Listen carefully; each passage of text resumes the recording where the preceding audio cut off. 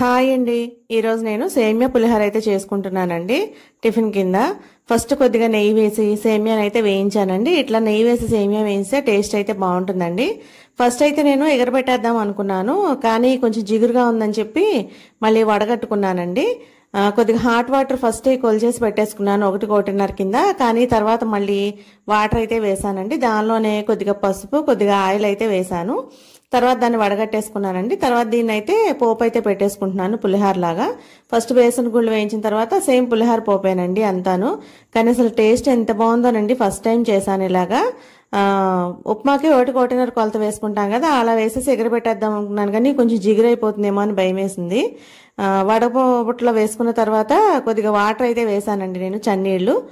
తాలింపు వేగిన తర్వాత దానిలోనే నిమ్మరసం కూడా వేసేసి ఉప్పు, ఈ ఉడకబెట్టుకున్న సేమియా అయితే వేసేసి కలిపేశానండి. అసలు టేస్ట్ ఎంత బాగుందోనండి, చాలా నచ్చింది.